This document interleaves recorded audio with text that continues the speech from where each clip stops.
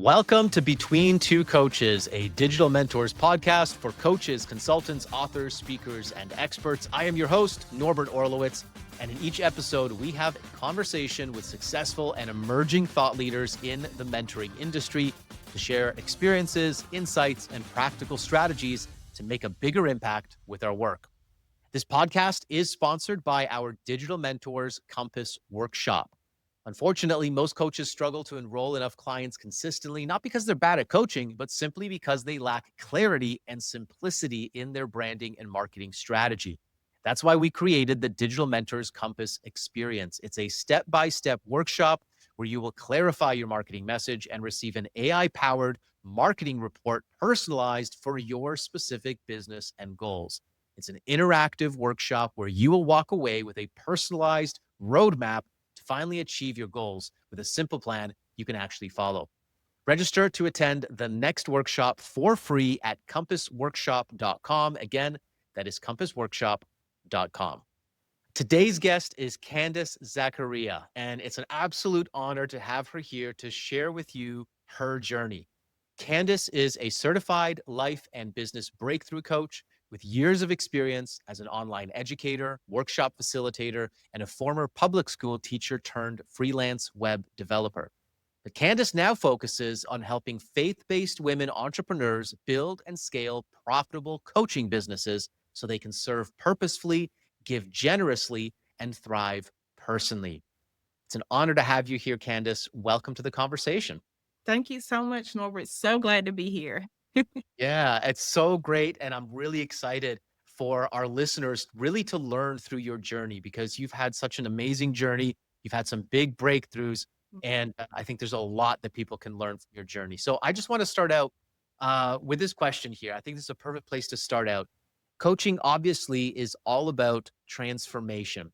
So if you could share with us what's been one of your most life-changing, impactful transformations in your life, and how did it change you or perhaps even affect and change and influence your approach to your coaching? Sure. So as you mentioned, I am a faith-based coach. And with that being said, when I realize how foundational my faith is for me, when I think about who I am and how I show up with purpose, it has completely changed the way that I just live. And so, particularly when it comes to my business, realizing that I was created on purpose for purpose, I realized that value that I bring, even just interacting with people, like that is valuable. I'm the only Candice Zakariya in the world. And so if I can just value who I am and show up with confidence, then that means that I know that I can move forward in whatever my God-given assignment is with whoever, I'm interacting with. My goal is always give a life-giving experience, even in my conversations. And so that is the biggest transformation that I've had in my life. And it obviously trickles down into my business. Now, how did you get there? Because owning your value, owning the value you bring to the market. I always quote Jim Rohn. He says, as entrepreneurs, we get paid for the value we bring to the marketplace. And what I've discovered working with so many people over the last couple of decades is that unfortunately, most people don't value themselves and they have these, self-doubt issues, self-trust issues. They have difficulty selling. They have difficulty asking for what they're worth, asking for their value. Was there something specific that happened for you, to you, where you were able to step into that value? Oh, for sure. So let me start off by saying I can identify a lot with the person who is insecure about showing up as a business owner because I felt like I had to do it like the next person. In Mm. fact, when I first started this particular business, I bought a course that was created for me. Now, that was a good place for me to start, but I realized that there were different things that I bring to the table that weren't necessarily aligned with this done for you course. And so I gave myself permission to basically like revamp and create my own course, which was a huge step of faith for me. But when I did that, I remember actually talking with you, and you challenged me to take a moment to really think about what is the value that I'm bringing now that I've created this brand new course. I want to come alongside other people coach them along the way, I could no longer sell it for $500. But now the challenge was, okay, so what does that mean? Right? And that's where that issue of value comes in, because it's like, oh my goodness, like, do I really believe that what I have to offer through this course that I created, I didn't copy anybody else, I created this thing. Do I believe that it will help bring transformation to others? And if I believe that, then I have to make sure that I communicate that in the way that I'm selling, the way that I'm offering this particular program. And so, long story short, I'm sure you're gonna wanna dive in. I always just, like, go for the long story short, but I ended up going from a $500 course to a $1,500 program and sold more that month than I ever had. And then I had one person that said they wanted more. I was like, "Wait, what do you mean?" And that ended up turning into a $10,000 client, my first $10,000 client. So that all happened in 1 month. I went from a $500 course literally overnight. I feel like like I went from 500, 1,500 to 10,000, like that in the blink of an eye. I was like, "Where like, what has happened?" Yeah. And that is, I mean, that doesn't happen for most people, to be No. perfectly honest, to have that kind of a breakthrough. And yet, however, that is how breakthroughs happen. And what's really important though is the years leading up to that breakthrough. Oh, Because I bet that you can look backwards and you can connect all the dots probably months and even years behind oh, saying, wow, now I understand why everything had to happen the way that it did to get me to this point so that I could be ready for this breakthrough. Because I bet you, and I'd love for you to share this and speak about this, yeah. if those opportunities came your way 2 years earlier or a year earlier, do you think it would have turned out the same way? I definitely don't think it would have turned out the same way. And I love that you mentioned maybe all the things that I had experienced before then had prepared me for such a time as that, right? Because I have a background as an educator. So I feel confident about teaching people. I've always helped people see transformation. I worked in ministry, so that faith-based content, that mindset in accordance to biblical principles, like, that's something I had done, but it seems like everything was just kind of segmented along the way, but then it was, like, this moment where it's, like, my education, my ministry, even my tech background, because that's what the woman wanted. She was like, "I want you to build everything out for me," and I'm like, you know? And so I literally, with the confidence that I had in the moment, said, "I can do this," and she didn't blink an eye. And I knew, wow, all the things that I had done up until this point had gotten me to a place where I could deliver on something that was so valuable to her that she was willing to pay me a $10,000 for.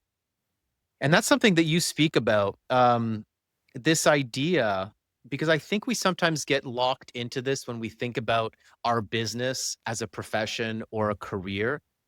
This idea of one path Mhm. versus the diversity that you bring to the table as a human being, right? Right. You have all these separate components of yourselves. And when we start a business or we start a profession or a career, we kind of think like, okay, this is my profession and my career, and this is my personal life, and the two shall not meet. Yeah. And yet, when we bring our full self into this profession, especially into coaching and mentorship, because this is us, like we're not selling a product, we're not even selling a service. I always like to say, you're actually not selling coaching. None of us sell coaching. We Mm, sell transformation and we sell the relationship and the work that we do together as coach and client. yeah. And that dynamic, that's so much more than just a service, like hiring somebody to do a website, right? That's a service, that's a commodity. If I can hire people all over the world to do that. But to get coached by Candice with your knowledge, with your value, with your insights, with the years of experience that you have, I literally cannot get that anywhere else. Yeah. And I love how you said that, because it reminded me the whole reason why she reached out to me out of anybody else in the world is because she said she saw my content and she resonated with it, because I was a woman of faith. She's a woman of faith. And she felt like I was being authentic and she wants to show up authentically. So it was like, and I'm not for everybody. right? But I Sure. was for her Yeah. and so many others over the past year. But yeah, it's just a matter of each person realizing that you show up uniquely because you've been created uniquely, and Mm. there is no need for us to try to copy the person next to us because then we're not bringing our full selves like you said. So, as you know, I hesitated in the beginning when I was building my coaching business, like, should I bring the whole faith-based element? Like, I don't feel like I have to, but I feel like it's just kinda gonna come out anyway, right? And you were getting mixed messages about that as well from coaches. Yeah. Yeah, yeah, Yeah, and yeah, so I was like, "Well, what do I have to lose? Like, if I just show up like myself, you know?" And so I really think embodying full the identity that I believe that I said that has transformed my life to just bring it over into my business.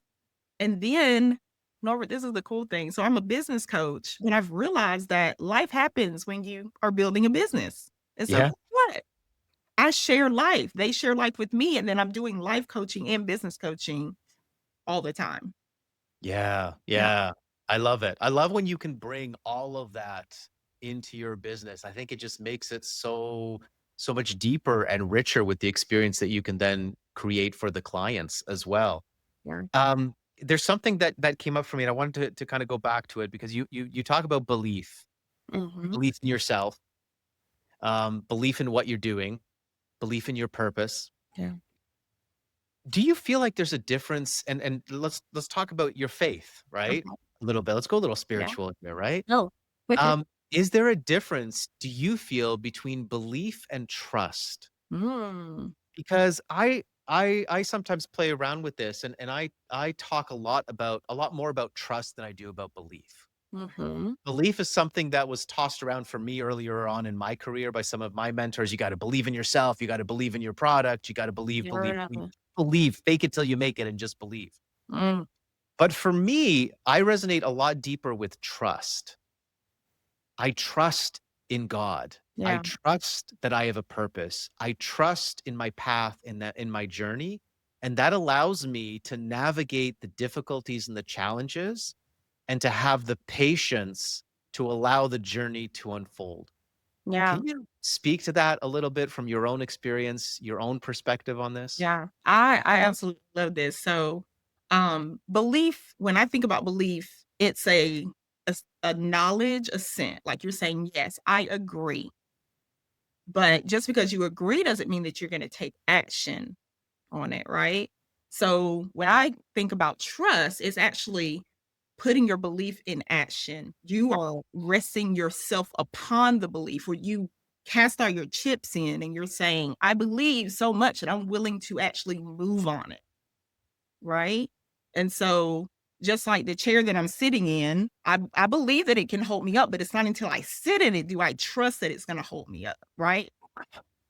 So that is kind of I guess, the differentiator between belief and trust for me, even going to the faith part, like a lot of people say they believe in God, but do you trust him? Because if you trust him, you'll live differently than if it's just a head knowledge, right? A lot of people believe in God, but what does that practically look like for you to believe? Mm. And that is trust. That's trust. That's trust. I That's love that belief. distinction. I love the way that you shared that. Trust is belief in action. That Yes. makes yeah, that makes so much sense. That's Yeah. exactly what I was feeling in myself as well, yeah. Mhm. Glad you shared that. Okay, so let's talk a little bit about marketing and business.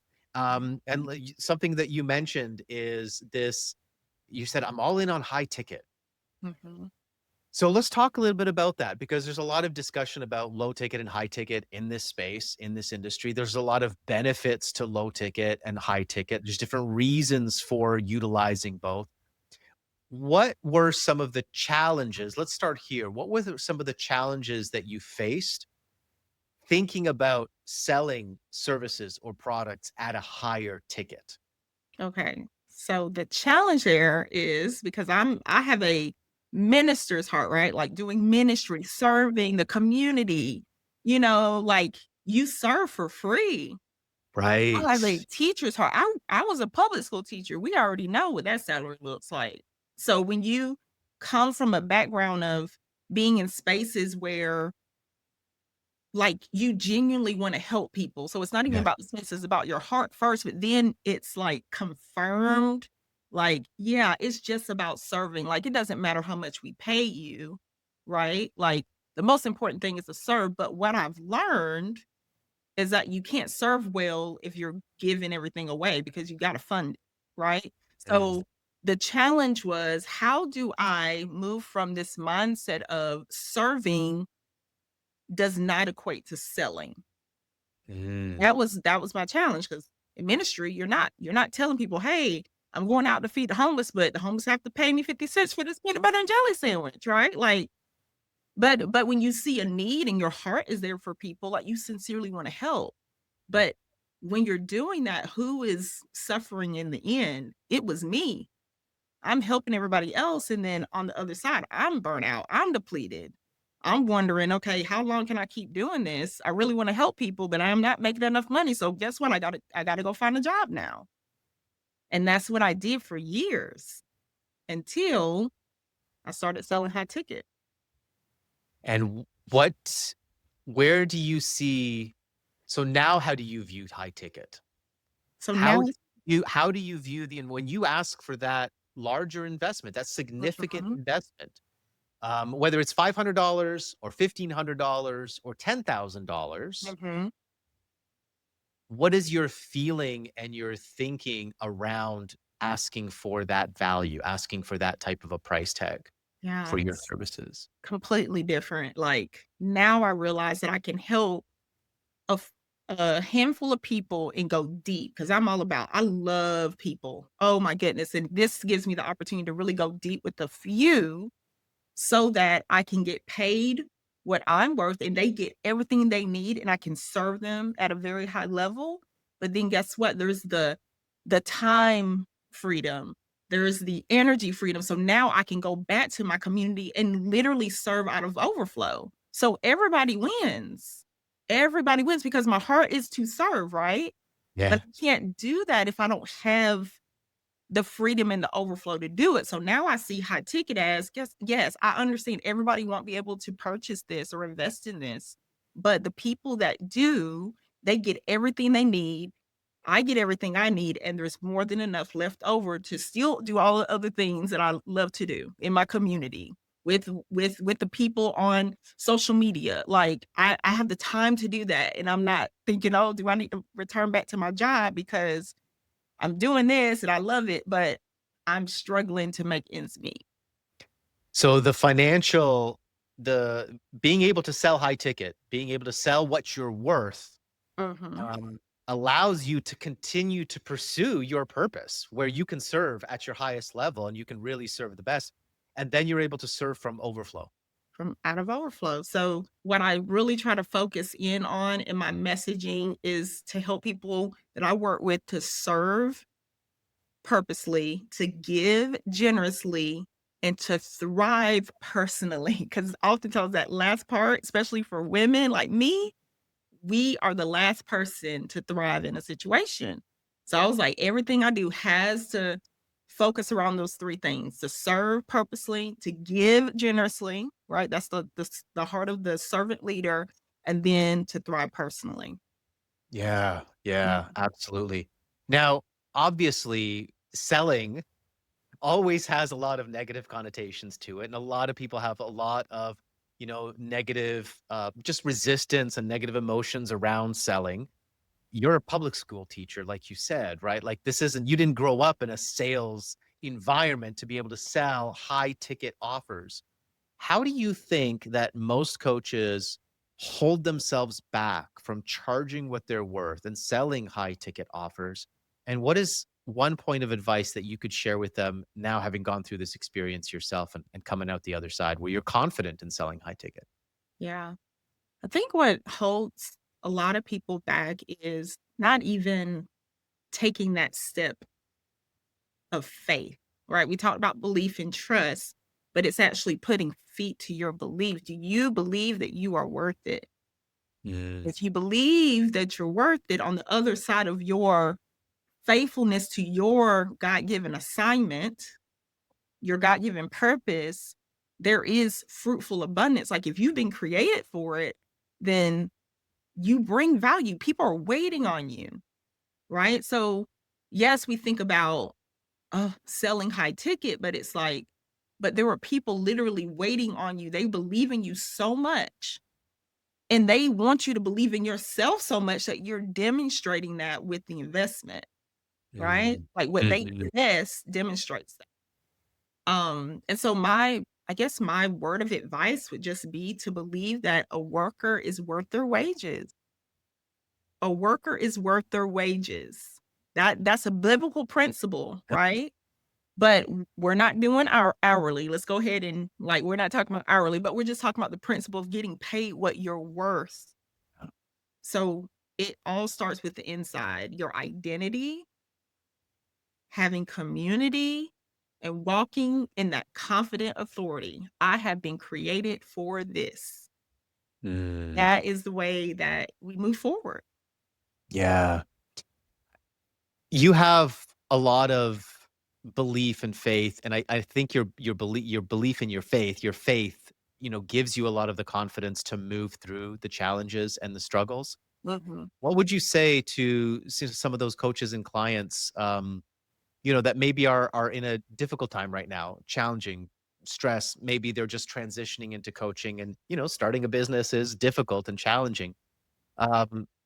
Any advice or tips, ideas or strategies to help them to overcome those challenges mhm. and get to that breakthrough? You had that amazing breakthrough, that big month that just transformed your business completely overnight. How do we get to that breakthrough when we haven't had it yet? And Yeah. things seem to be stacking up against that. And I'm sure that you can relate to that from your Oh, own yeah. personal experience. Yeah. So, what's interesting is right before that, I don't know if you remember this, Norbert, but my son was in the hospital Yes, that's right. and That's I right. disappeared because, like, I have to take care of my family. I was in the hospital with my 6-year-old, like, for a whole week, Yeah. right? And I remember thinking, all the momentum is gone. Like, people are gonna think I disappeared off the face of the earth, and I'm trying to show up, but, like, my baby is in the hospital, you know? And it was summertime, so both of the boys are home. My husband ended up being in Japan the same time that my son was in the hospital, and I literally was like, "Am I gonna even be able to, like, keep moving forward?" Because I feel like I'm gonna have to start all the way over, Wow.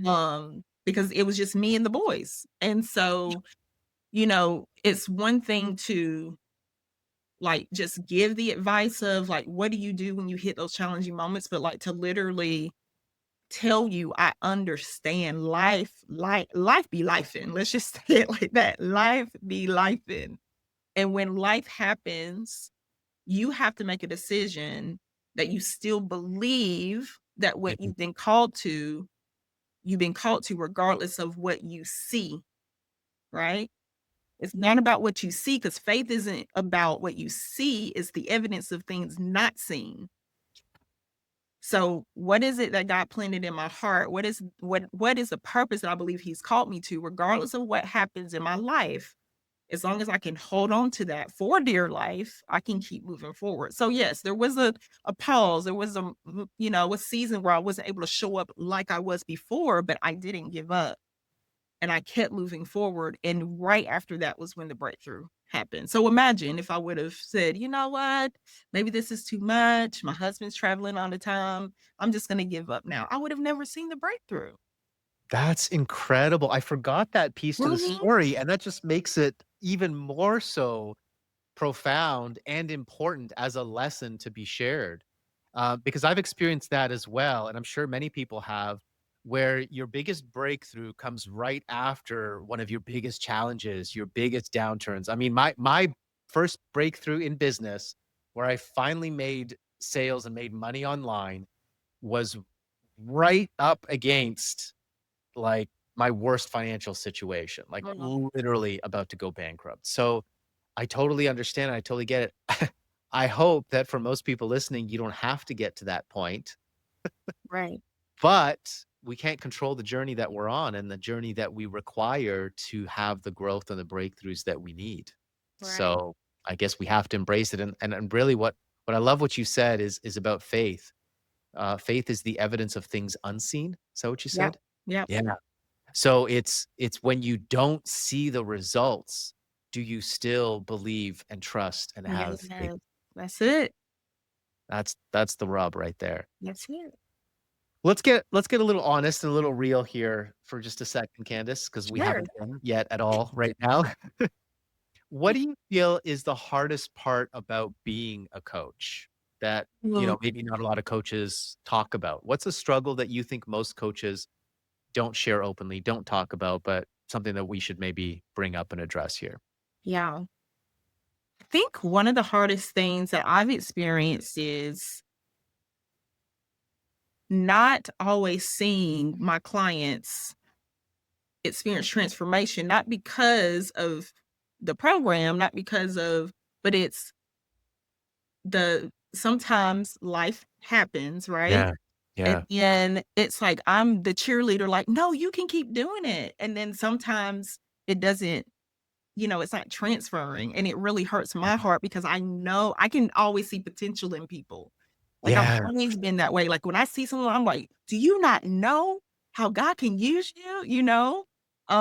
And so the hardest thing for me is to see someone show up and then like disappear. And it's like, but you Mm. paid all this money too. Like, Mhm. first of all, you paid this money, like, you need to be showing up.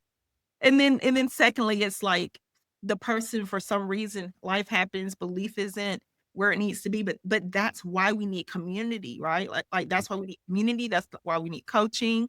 Is so that sometimes we borrow the belief of the people beside us to get us through until we continue to move forward. And so yeah, that really is the hardest part for me. And it's probably my educator's heart. Like I never wanted to see a student do well, right? I'm doing everything I can to help them, like, do the best that they can, you Yeah, know? and I have heard that from a lot of coaches, and sometimes that's actually a reason why some coaches hold themselves back is Mm, because they're afraid of failing their clients. And we, with people with a big heart, with a lot of empathy and compassion, and you wanna help a lot of people, you take things really personally. If you have a client that doesn't complete the program, yeah, doesn't get the results that you want for them, drops out at some point, we take it really personally. yeah, And what do you have any advice for that? Like, how do we handle that? Because I've got my own, yeah, ways to deal with that. I've been doing this for so long that I trust in their journey. For mm, me, that's where it's at. It's like I trust in their journey, and maybe I'm just a piece in their journey. I don't ever feel like I need to be their hero. right, I've let go of that because I've been doing this for long enough, right? yeah, I realize that I can't be the hero to everybody. I can't save everybody, and not everybody is gonna get the results that I know they desire and deserve, and I know that I can give them, but they need to also show up and have that commitment, and they've gotta dig in. They've gotta have as much passion, belief, trust, and determination as I do, at exactly. least, right? Mm, So what do you do to kind of still feel full, still feel like you've done your part, still push and empower and encourage your clients, and at the same time not get crushed when the right. clients don't get the results? What do you do for that? So, I am now coming into that. So, it's Yeah. interesting we're talking about this because 'cause I'm realizing there's a time and season for everything, right? There's a season to plant, there's a season to water, there's a season for growth. Sometimes it happens in one setting. Yeah. Sometimes it's I was just the person to water, and they're gonna, like, go somewhere else and get the growth or I don't know, maybe everything needs to be plowed up and start over, who knows? But I'm realizing that there's a season for everything, even when I look at my own journey, like, I can remember where there was a lot of planting here, and then there was a lot of watering and growth here, right? And now it's harvest time. So, it's there's a season for everything, and everybody has their seasons, even in business, and I have to be okay with. I love that. What a great perspective to understand that you don't know the season that they're in. And so you don't know what role necessarily you're playing in their journey. Right. Yeah, and to just appreciate and accept that part that you do play, whether it's the watering or the seeding or the actual harvest. We all wanna be there for the harvest, I know. I right? know. We all wanna rejoice in the harvest, but maybe we're just the ones that are helping them, choose the right seeds You're right. initially so they can start that journey. Mhm. Yeah, yeah, I love that. That's empowering. Okay, let's talk marketing a little bit before we wrap up here. I wanna talk a little bit of marketing because 'cause you've done a lot of different things in marketing now too along this journey of yours. Mhm. What have you found to be the most, beneficial for you? Like, what's really worked well for you? Because, there's so many different marketing things we could do. We can You're dance right. on TikTok, we can start a podcast, we can start a YouTube channel. Some people think we have to do it all, but really and you've tried a bunch of different things, but Yeah. really, what's been the most effective thing when it comes down to you attracting your ideal clients and enrolling them as new clients? Sure. So what I have realized, but because before I came into the faith-based space, I was like heavy on LinkedIn. I was like, it was popping for what I was doing at the time. And Yeah. then when I made the pivot into the faith-based coaching space, it wasn't the same. And I was like, oh my goodness, like, what does this mean? And I'm like, okay, maybe I need to go plant in another field. And so I actually went over to Facebook, and that is where that month happened, where Oh, wow. I filled my program within 30 days and I had the $10,000 account. Like literally, that was a result of going over to Facebook. And so you have to just know where is the best place for you to find your clients, right? But wherever you go, you have to be consistent. You have to show up.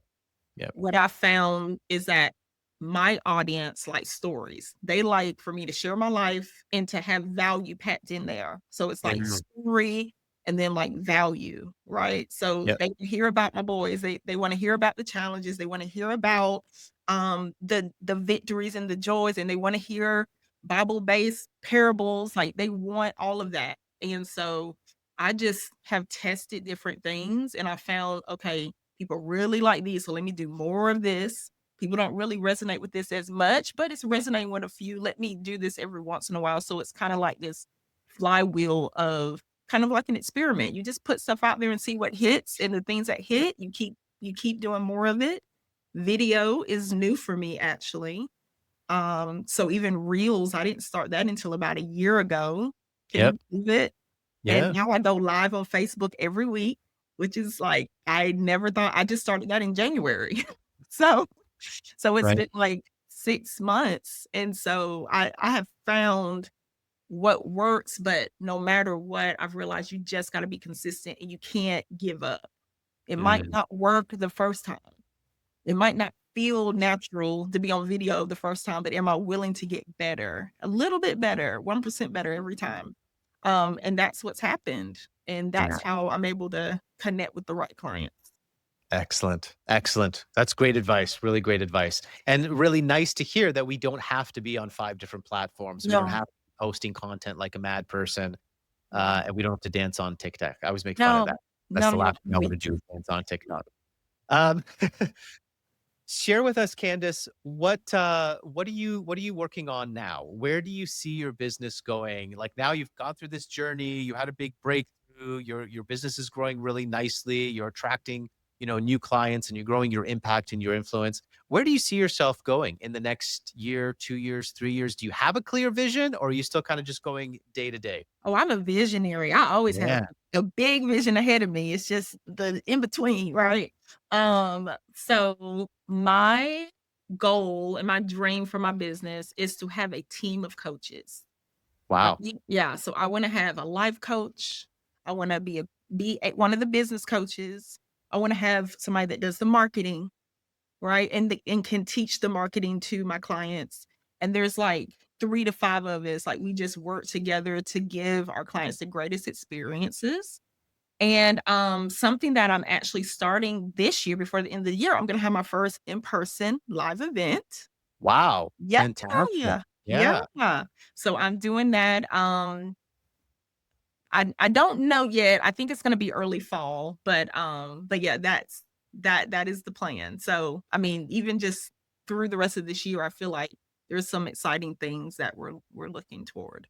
Really awesome. Well, why don't you share a little bit about where people can find you, Sure. um, and connect with you? Because I really encourage you guys, if anything that has resonated with you with what Candice has been talking about, please reach out to her, connect with her, follow her on social media. I guess Facebook is going to be the priority. So just give some links, websites where people can connect with you, and obviously we'll leave those in the show notes as well. Sure. So primarily Facebook.com/Candice Zakariya. That's where you will find daily content. I go live every week.